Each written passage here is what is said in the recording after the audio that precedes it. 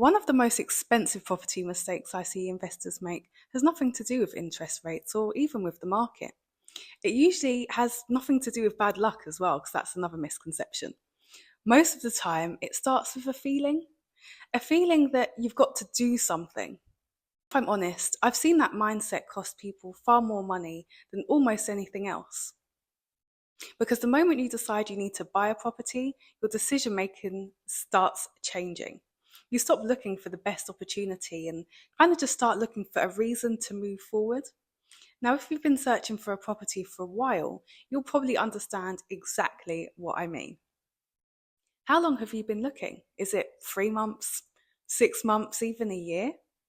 For some people, it's even longer, and that's completely normal. Finding a genuinely good property deal can take some time, a lot more time than social media will have you believe. But after a while, something interesting starts happening. You begin feeling pressure. You've got money sitting in the bank, you've been doing a few viewings and you've been getting your research done. You've been listening to podcasts and watching videos, and eventually you start thinking, I should have bought something by now.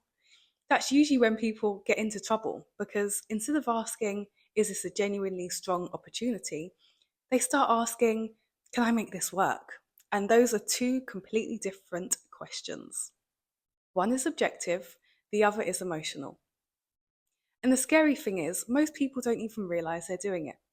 I've seen investors talk themselves into deals because they were tired of searching. I've seen people overlook concerns because they didn't want to start the process all over again. And I've seen investors convince themselves that average opportunities were actually great ones simply because they just wanted progress and to feel like they were progressing. But the reality is that most property deals aren't obviously bad. That's what makes property difficult. Most opportunities sit somewhere in the middle. They're not disasters, they're not scams, they're not terrible. They're just average. And average deals can be surprisingly dangerous because they often feel safe enough to proceed with. One of the best lessons I've learned in property is that not every deal deserves to be done. In fact, some of the best decisions I've made have been the deals I've walked away from. I remember looking at opportunities where numbers technically worked. The rent looked acceptable and the location seemed fine. The property itself wasn't bad, but there was nothing exceptional about it either. And over time, I've learned that acceptable isn't always enough because every property you buy comes with an opportunity cost, the deposit, the mortgage capacity, the management time and attention. Because once you've committed, those resources, they're no longer available for a better opportunity. And I think that's something investors often underestimate. They spend a lot of time worrying about missing a deal, not enough time worrying about committing to the wrong one. And if you've ever found yourself comparing your progress to other investors, do not worry, you are not alone. It's very easy to do. You go on social media and everyone seems to be buying. Everyone seems to be scaling. Everyone seems to be completing on another property or their next property, but what you're seeing is just the highlight reel. Remember that. You're not seeing the properties that they regret getting or the deals that underperformed and the stress that they went through, the mistakes that they made along the way. When you compare yourself to that version of reality, it creates pressure that simply doesn't need to exist. One thing I always remind investors is that activity and progress aren't the same thing. Buying a property feels productive, walking away from a property doesn't. But sometimes walking away is the most profitable decision available because a missed deal rarely changes someone's future. A bad deal is what can affect them for years to come. This is actually one of the reasons people come to us for CORE Deal Audits. Quite often, they expect us to tell them why they should proceed, but sometimes the most valuable thing we can do is help someone walk away with confidence.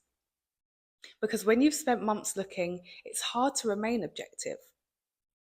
Sometimes you need somebody independent to pressure test the opportunity and challenge the assumptions.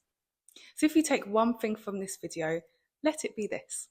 You do not need to force opportunities or buy something simply because you've been searching for a long time. You don't need to be doing constant activity to be making progress. Good investing is often about patience. Sometimes the smartest decision you can make all year is deciding not to proceed with something. If you're currently looking at a deal and you would like an independent assessment, I offer CORE Deal Audits where we break down opportunities, go through them properly, looking at cash flow, operations, risk, and exit before you commit. There's a link in the description if you'd like to apply.